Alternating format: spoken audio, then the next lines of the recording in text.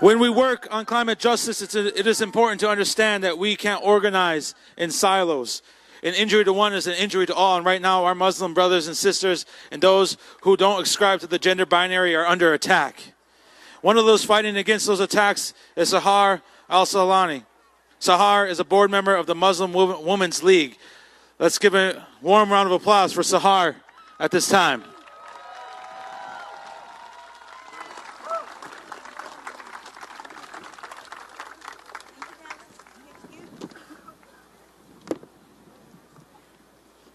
Assalamu alaikum, everybody. That was so cool. Can we just do it one more time? Because it's like, I never thought I would do that in front of the Washington Monument and right down the street from the White House. Okay, so Assalamu alaikum, everybody. Thank you so much. I am here representing the keepers of the faith and moral consciousness. And mashallah, and my brothers and sisters, we affectionately refer to ourselves as the A to Zers, from agnostic to Zoroastrian. And most of us were here today.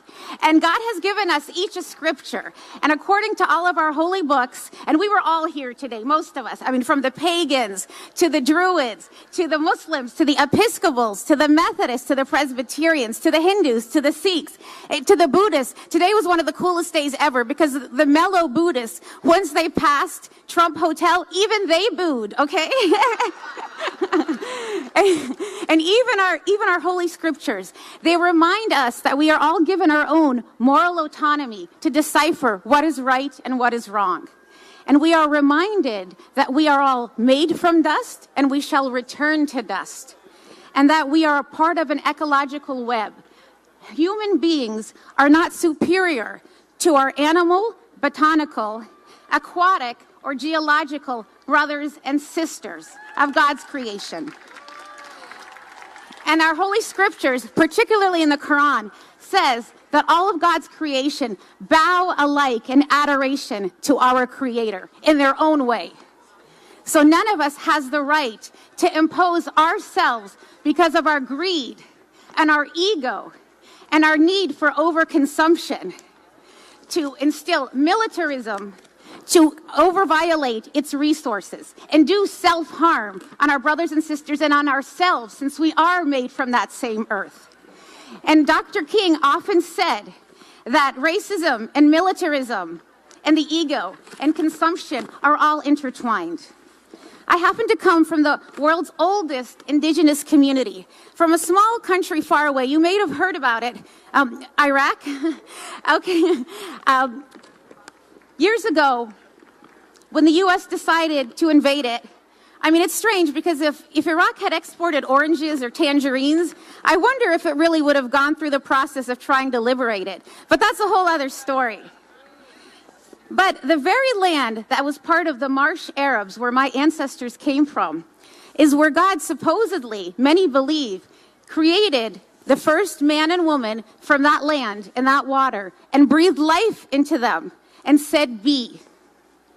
Instead, people around the world discovered oil underneath that land and tragically dug pipelines underneath it and launched a major rape and assault of where humanity and civilization began. And through the years, my ancestors and my current family and tribesmen have faced humiliation that I did not want Standing Rock to go through again.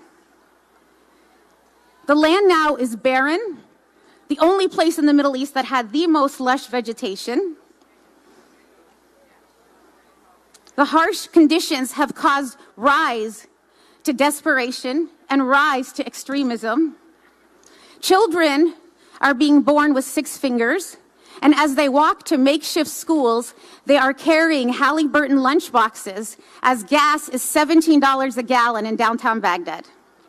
And I did not want to see that happening in Standing Rock. And it is to the indigenous community that I thank them for when I did the pilgrimage to Standing Rock in November. It reminded me of my roots and the human dignity. And for a split second, I saw what my ancestors and my family must have gone through.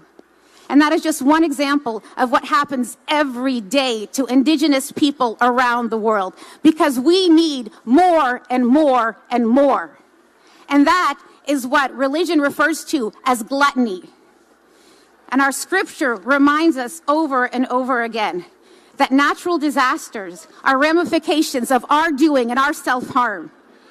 And most of these people that are affected are vulnerable people. And it's the people of faith.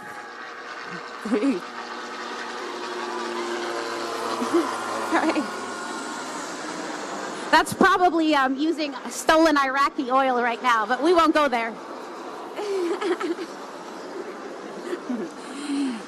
And when these vulnerable people are hit, remember, they don't have ATM cards where they can go and they can wrap up things and go to their houses.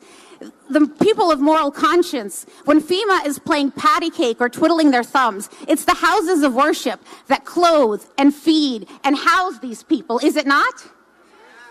They don't have a lot of money, and they take care of it. And it's our collective congregations that have money, that have manpower, and that have the real estate. And we have to remember that. And the one thing is that we cannot get our moms mad. Who is the one person in this world that you don't want to make your mom mad? Mom, right? The one person. So I can say it. No one messes with our mama. And I'm speaking for the clergy. Oh, hell no. No one messes with our mama. Say it with me, everybody. No one messes with our mama. And I'm going to end with one of my favorite verses from the Quran.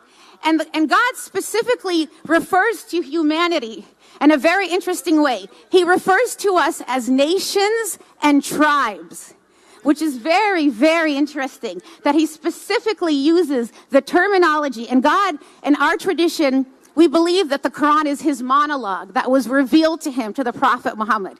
And he uses the word nations and tribes. And this is my favorite verse. O children of Adam, I have divided you into nations and tribes so that you may get to know one another and live in peace. I have given you each a book and a path, so that you may follow that path, and that shall lead to me. Do not swerve from that path. I have created you different and in need of one another. Different and in need of one another. Strive for peace. Strive for peace and vie with each other only in that of doing good deeds.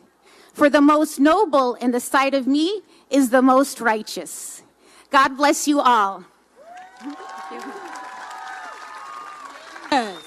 Thank you so much. Thank you very much for those words. All right.